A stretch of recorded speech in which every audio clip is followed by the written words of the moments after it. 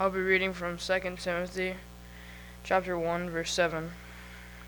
For God did not give us a spirit of timidity, but a spirit of power, of love, and self-discipline.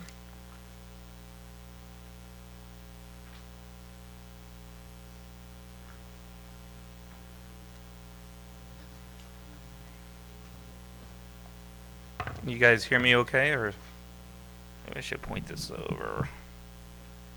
Thank you, young man. And the prayer this morning, I could not do that, by the way, when I was his age. They'd had to drag me up here. That's a fact. All right. Is this it right here, Mark? All right. Sorry. I should know technology, but I'm like ignorant. What's that? Okay. There we go. All right. So good morning. Before we get started, let me ask you a question. Do you have any fear in your life? Is there anybody in here that doesn't have that to some degree? So what if I told you it's possible to get rid of fear? Now, I'm not saying I've done that. I'm just saying, what if I told you it's possible? What if I told you God expects that? What if I told you that fear and cowards will keep you out of heaven? Yeah, that might be a shocker. So we're going to actually cover that scripture. So let's get started this morning.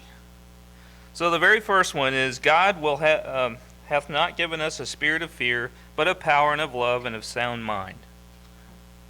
So where do we get our strength? Right here in this verse. Yes, from God. So he hasn't given us a spirit of fear. Then here's the other thing. Did he say he gave us a body of fear? That's different, isn't it? So most of our fears, in fact, I think all of our fears come from the fact that we look at life through this physical body. We're very, very limited in our senses, right? Jeff had a lesson this morning about, how things were created and all that. I'm amazed, and I'm not going to get into all this today, just how little we actually see and hear. Dogs can hear better than us. Bats hear better than us. A lot of stuff hears better than us, right? We don't see very well either. We see colors, but there's a very thin spectrum we see. Snakes can see infrared. That's why they can hunt at night and all that. There's a lot of stuff out there that has better senses. Cows, what do you think they have? Their senses. They got a big old snoz, right? So they can smell anything, and that's the first thing they do. And those who have cattle know what I'm talking about. They'll come up and they'll smell the grass, they'll smell the hay, they'll smell the water. That's how they experience the world. Dogs are the same way. But we're very limited. And because of that, the enemy knows those limitations, and he uses them against us constantly. And he creates fear, because if we look at the world through our own physical senses, we might get scared. We probably will get scared. And we're going to come back to this verse over and over again, but the bottom line is, God didn't give us the spirit of fear. He gave us a spirit of power. And the more that we can look at the world that way, the stronger we become. We could get to the point, and it's possible because we saw Stephen do it, when they were stoning him, I believe he had a smile on his face because he could look up and see God on the throne. And as they were throwing the stones, that's all he saw. He did not take any of those hits from those stones and say anything about that. And it made them furious, and they kept throwing more stones. But I don't even think he felt any pain at that point. I think his whole mind was focused on the Spirit so much he didn't feel it. And you say, well, how's that possible? You ever got hurt before and didn't know it? My dad told a story when he was alive. He was a young man. They were chopping down trees out in the islands and I guess taking logs and stuff out. And he's walking to the next place and he's hearing squish, clump, squish, clump, quish. He's like, what the heck? It's not even wet out. So he looks back, and every one of those foot, there was blood in the track. He had sliced into his foot with an axe and didn't even know it. So it is possible to have things like that happens, right? So let's get started. Benaniah, how many know of him? He was David's bodyguard. There's a little passage here in Chronicles that I think is kind of amazing. It says, Benaniah the son of Joiada, the son of a valiant man of Kabzeel, who had done many acts, he slew 2 lion-like men of Moab. Now this lion-like man, you ever seen people who are big and just like half crazy, very strong? You know, Jesus ran into the guy that was with all those spirits, was like that. But he took care of it, and he says he also went down and slew a lion in a pit on a snowy day. Now we just kind of brush over that. How many of you would chase a big lion into a pit on a snowy day where you're slick on the ground, and he didn't have a gun back then, so it was most likely a spear or sword, and killed it? What kind of guts would that take? Because you didn't have to jump in the pit, right? David, remember him? He says that David spake to the men that stood by him, saying, what shall be done to the man that killeth the Philistine? Now, he was interested in the king's daughter, right? So he wanted everybody, he kept asking that question. He's like, you get the king's daughter when this happens. But look what he says. He says, to take away the reproach from Israel. For who is this uncircumcised Philistine, that he should defy the armies of the living God? Now, he had his mind in the right place, didn't he? He wasn't afraid, even though he was small, and he took the sling out against this guy that was huge, and he ended up slaying Goliath, because not of his size, but because of who he served. If you get nothing else from this, our fear dwindles away when we realize who we serve and who's standing by our side. He will win. Well, I've already looked at the back of the book. We win, guys. I know. Spoiler alert, right? We win. So no matter what happens, we walk away the victors. Someday we'll sit there and we'll get the crown given to us. So that's the vision. Could we endure a lot here? Yes. He said some of us may be beheaded, we may be killed, and believe me, we're getting to the point in time when that could start happening with Christians, right? Talking about this morning, Jesus in chapter 24 of Matthew says, as in the days of Noah. He could have referenced Sodom and Gomorrah, he could have referenced a lot of other times in the past, but he told his disciples, he says, as in the days of Noah, that's how bad it's going to get. There was one righteous guy left. That's how bad it could get. All right, so let's jump to. Now, there's this girl named Julianne. She was, I want to say 11 when this happened. She might be a little bit older than this, but not much. So her and her mother were down in Peru, and they were going to go meet their father, and they were going to fly this plane. It was a prop plane. I didn't show a picture of it. So they get on the plane, and this particular airline, if you go do some research, at that time they were having a lot of trouble with their planes. And they were on the way to meet her father, and I got struck by lightning. And so it ripped part of the wing off, and it said it got very, very noisy, extremely noisy, and this is from her describing this. And all of a sudden it was quiet. And it took her a little bit to figure out what happened. When she realized that she was outside the plane, 10,000 feet, still trapped in her chair. Now, let me just ask you a question. Would you have any fear? I would. Yeah, you're 10,000 foot up. What's the chances you're going to make this, right? This isn't good. So she tumbles to earth 10,000 feet into the Amazon rainforest, and believe it or not, she hit several trees, broke her fall. She lived. She lost one of her sandals, had a broken collarbone, she had a laceration on her, but she could walk. She was out for about a day, from what they think. And then when she woke up, she could see debris everywhere, and she hunted around for food and found a bag of candy. That's all she had. She had landed in the Amazon rainforest, and she knew, having been out there with her mother and father, that there's poisonous snakes and all kinds of bugs and stuff like that. So she literally started her trek. She found a stream, and she walked slow because she was worried that these snakes, and they're real thick down there. She'd take her sandal and throw it, and then see if anything would strike it, and if not, then she'd advance herself. So she got to the creek and followed the creek to the river. Well, she also knew that if you were in the side of the river, there's a lot of critters on the side of the river, but in the middle of the river, not so much. So she went out in the middle of the river where it was clean and actually drank water there. It's sort of safe to do that. So anyway, 11 days this girl was doing this. She was so badly wounded that she finally she saw a boat, and it had a motor on it, and she approached it, and the two guys that were there, now they're superstitious. thought she was a water spirit. And so they immediately were like on their knees praying to whatever God was there because they was afraid that she had come up out of the river to kill them. That's how bad she looked. And she knew enough Spanish that she was able to talk to them and convince them that she needed help. And eventually she found her way back and lived to an older woman. But fascinating story. Every one of those journeys, I mean, the snakes, the river, and yet she did it, right? I submit to you that all of us have that kind of courage in us if we tap into Christ. And we may not believe that. We may have not had that put to test, but if we probably have it. We probably have it. And it's not because of our strength, but it would be because of Christ's strength to be able to do that. And I think of that journey because I've read a lot about those people that go down to the Amazon. That's not pretty down there. It's rough. And you get bit by some of those snakes, you got literally minutes before you're dead, right? But she managed to do that, 11 days. Fascinating story. So what is fear?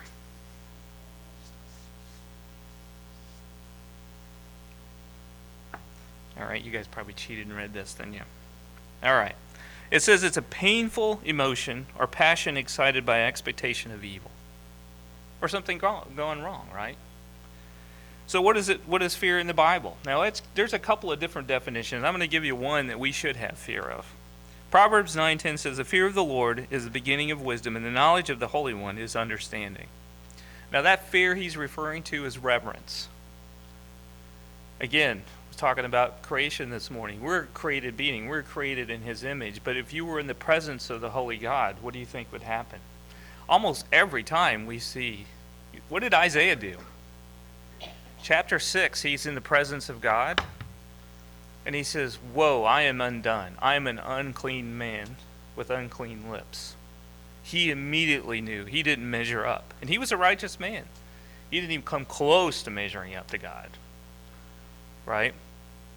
That's the kind of reverence he's talking about. Revelation 14:7, he said in a loud voice, "Fear God and give him glory, because of the hour of his judgment has come. Worship him who made the heavens, the earth, the sea, and the springs of water." Again, I keep referencing your lesson this morning, Jeff, but there was water that covered the planet. Guess what they discovered recently? Massive quantities of water, ocean amounts of water in the mantle of the earth. Isn't that amazing? I find this fascinating because there's a lot of people today say, well, where'd all the water go? It covered the planet. And now they found it. It's buried deep in the earth, right? It's there. There's enough to cover the planet and then some, right? All right. And then 1 John 4:18, he said, "There is no fear in love." And I'm reading from the Amplified on purpose. It's a little wordy, but I like how it says it. So there is no fear in love. Dread does not exist. But perfect, complete, full-grown love drives out fear, because fear involves the expectation of divine punishment.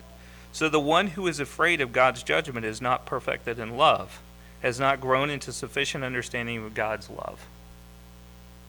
Perfect love drives out fear. I'm going to ask that question I started with. Is it possible to be fearless according to the Bible? Yeah. You absolutely. Yes, that's right. Perfect love will drive out fear. You can become fearless. And you could be a 50-pound weakling and be the most courageous person on the planet because of who you serve. It has nothing to do with your physical body at all. It has everything to do with your mind.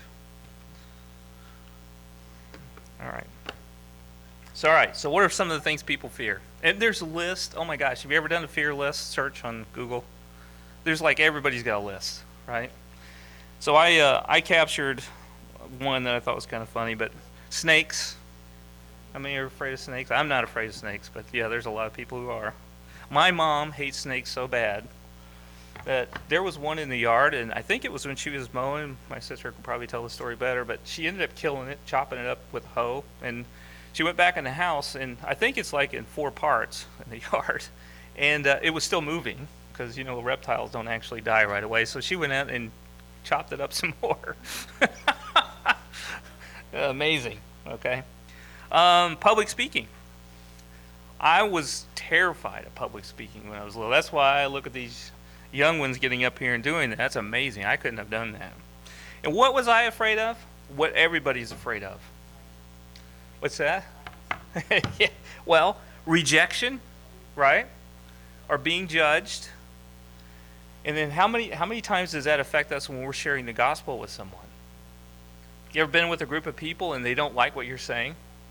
Some people will shut down because of that. They won't speak the truth, right? That's fear causing that. You can be bold. True story, I was in college and I went to a Jesuit school. So there was a lot of Catholics there and nothing against them. There was just a lot of them. And we were having a Bible discussion late one night. There was a whole ton of guys there. And everybody was getting in an argument with me because I was whipping out the Bible. I was reading these verses. That's funny because there was one guy that argued with me the most. And he followed me back to the room. And we argued some more, and I don't even know when we went to bed. Well, this kept up over, 3 or 4 weeks. One night I'm asleep. It's about 10:30 at night. So I go over to my room, open the door, and he goes, "I want to get baptized." So we went down to the church, and midnight he got baptized. You never know. That's what I was telling my wife. You never know who's out there that's listening. And sometimes it's the person that's arguing with you the most. And if you're fearful to present the truth, you would back down. But if you stay strong, they actually admire your strength. I sat across the table of a previous company I was in. A lost individual, CEO of the company. He actually broke down in tears. First time I ever seen him do it. It's just me and him in a conference room. And he looked at me, he says, "I don't understand how you're so strong." And you know what I told him? "I'm not." He's like, looks at me. I said, "I'm not. I'll be the first one to admit it." I said, "The strength you see is Christ. That is not me." And I said, that's something everybody has access to, right?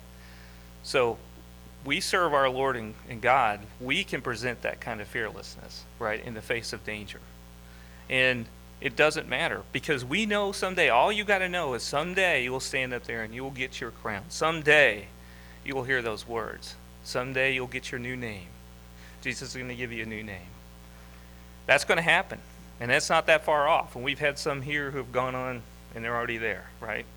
So that's the thing. Some of our loved ones are already there. They're already waiting on us. That's encouragement. No matter, there's nothing in this world they can do to take that away.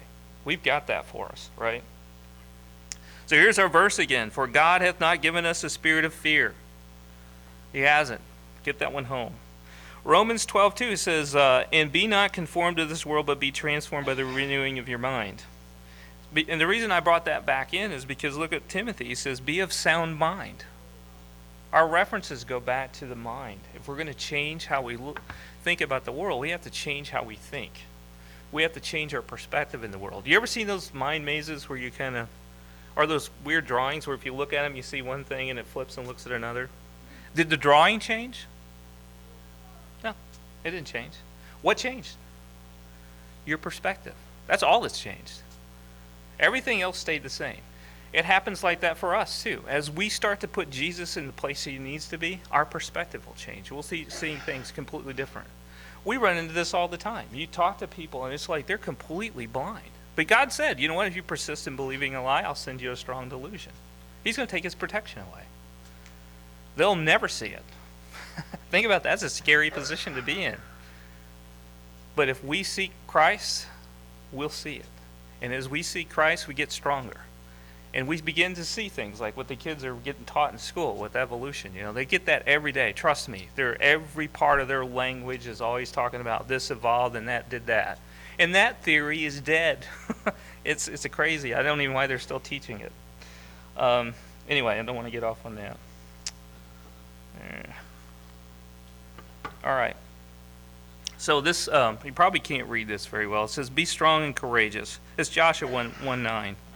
And we're going to get into this. And this is something worth reading a little bit. So I'm going to read in Numbers 13 and 14. I'll hop around a little bit. But this is a story that I think is very, very, very important for us to learn. And something you probably should read on your own. Starting in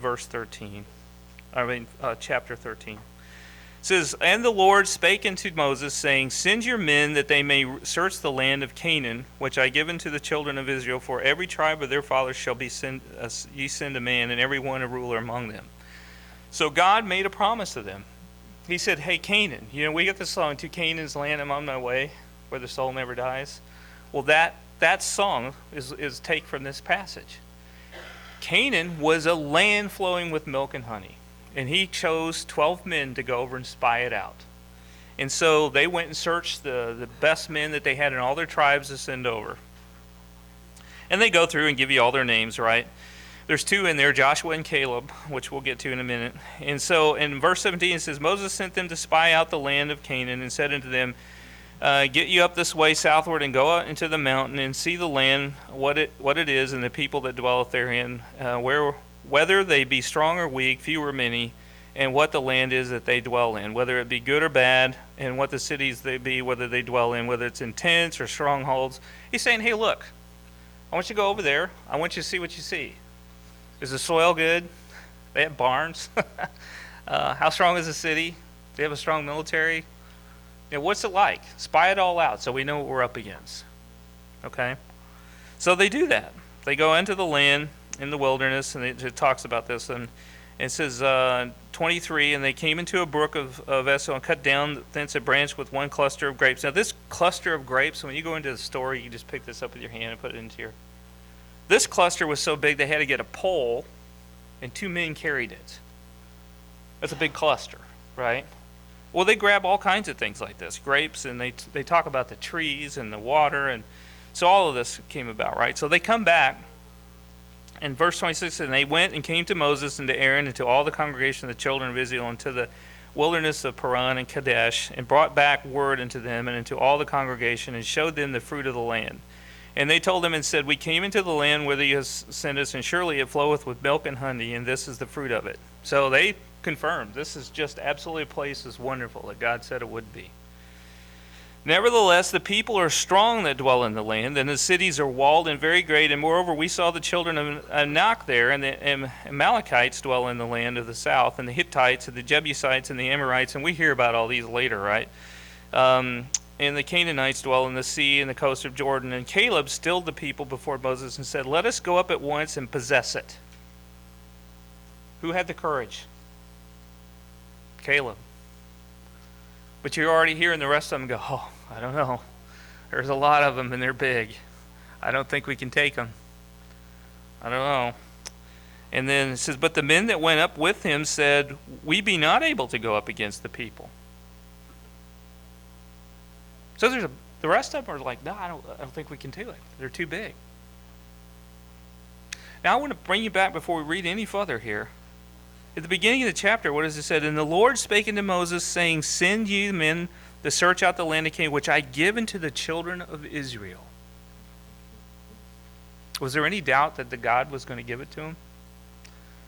Was there any doubt that he would have won? They would have won the battle if they had went right away? What do you think? It was a done deal, wasn't it? It was a done deal. And yet, because of their cowardice and their fear, they chose not to do it, right? And this goes on. In chapter 14, it says, "All the congregation lifted up their voice and cried to the people, and they wept all night. Oh, we'd rather go back to Egypt." Literally, they said that. Back to bondage than to go in there and face their fear. So God gets mad at them. It's like, fine. There's only 2 of you, Joshua and Caleb, that had strength into everybody that's older than 20 years of age. You're going to stay in here and wander around the wilderness till you die off, and then I'll let you have it again. Now, they could have had it right then, but they spent the rest of their life wandering in the wilderness because they were afraid.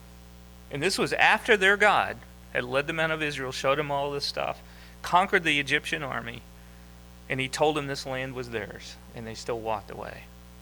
You say, well, that's silly of them to do that. But he's doing that to us today. He's telling us this kingdom's here. It's his. Take it. Right? And I'm not talking about physical, right? His kingdom's here. Preach the gospel. We got a friend that's talking about going, if I mentioned this already, I'm sorry, but he's talking about going into North Korea to be a missionary. And we're all like, oh, of all the places to go. we don't think we're going to see him again, right? Because he's going to get over there and end up in one of those camps, and that'll be the end of it. We're trying to talk him out of it, but if God called him, but that's the way it's supposed to be, I guess. But he's going to go into the lion's den. They do all kinds of unspeakable things to Christians over there, and they get to one of those gulags. You'll probably never see him again. But he feels like that's what he's supposed to do, is to go to North Korea. And I hope Godspeed's behind him when he does. But that's what he feels called to do. We, right here in our own country, are facing that. People run Christians down constantly, hear it all the time, and they're getting more and more bold. We need to be bold. Not in a mean way, but because of the strength we have in us and the hope that we have in us, right? Anyway, Revelation 21:8, and here's the one I told you we'd get to this. It says, "But the fearful and unbelieving and the abominable and the murderers and the whoremongers and the sorcerers and the idolaters and all the liars shall have their part in the lake of fire." Okay? I want to read that list again. You notice that the fearful was thrown in with the unbelieving and the abominable and the whoremongers and the murderers. Did you see that? How badly does God think about fearful people? Now, I'm not stepping on toes here because I have the same challenges. I'm just pointing out that we are not in a spirit of fear. We are to be bold. And, everybody familiar with Star Wars? That's the little Yoda character. For those that don't know that, it's probably not going to mean anything to you. But he had a phrase in there. He says, "Judge me by my size, do you? And as well you do not." I like that phrase because we as Christians, that our strength doesn't come from us. That's not where the strength is the source. That is not us.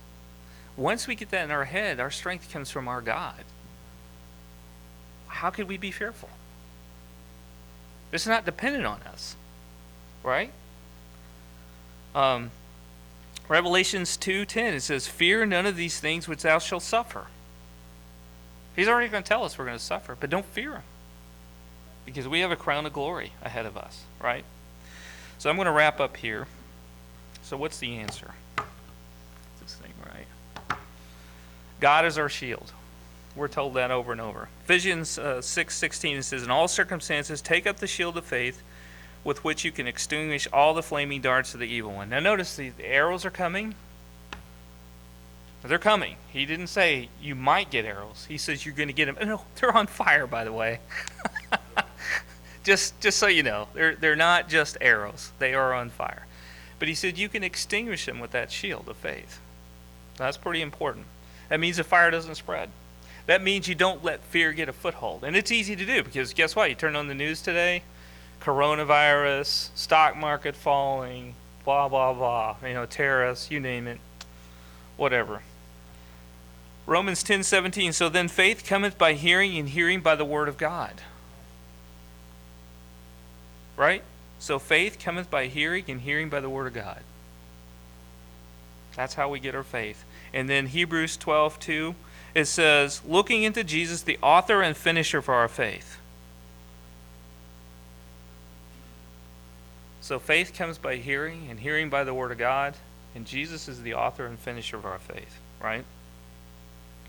Finally, it says in Matthew 11:20 and 21, it says, "Come unto me, all ye that labor and are heavy laden, and I will give you rest. Take my yoke upon you and learn of me, for I am meek and lowly." Now, meek doesn't say weak. Meek means power under control. I almost hate that word because when I was younger, I always thought that meant weak. Nobody wants to be weak. It means power under control. It says, "I am meek and lowly in heart, and ye shall find rest in your souls." Rest in your souls. The answer is Christ. The answer to fear is Jesus. And that courage translates into hope. Did you know that? Go look it up. If you look at the words, and when it talks about courageous, it talks about hope. Have you ever gone to work and every day is just kind of a bit of a drudgery, and so and then all of a sudden you realize, oh, hey, look at the calendar. I got a trip planned to name your favorite place. Did your step a little higher that day? Smile because you're getting ready to go do something you want to do. What changed? You're still in the same place. You changed, right? Because you had some hope. Courage comes from hope. Hope comes from Jesus. Jesus paid for our sins. It means that we'll get a crown of glory someday. And there's nothing the enemy or anybody on this planet can do to take that away from you. Nobody. The only person that can take that away from you is you. Jesus says it's assured, unless you decide not to follow me. Right? That gives you strength. It doesn't matter what you face. At the end of the day, you got that kind of strength. So our call this morning is, if you found yourself in a place where you've not put Christ first in your life and you want to, come forward. If you find that you've not ever experienced Christ and you need to put him on in baptism, the time is now. Today you can choose to be courageous. Today you can say, that land Canaan been promised to me. And God keeps his promises. And there's a way to get there, and we already talked about that, is through hearing his word. And remember that Jesus is the author and finisher of our faith. He's the one that makes the difference. He's the one that brings the strength. He's the one that gives us the hope. He's the one that puts a smile on our face when everything else is rough. He's the reason we can endure. And quite honestly, I don't know how people who don't have Jesus in their life get through it. I don't. I think I'd be miserable. So come forward as we stand and sing. Bring Christ your broken life, so marred by sin. He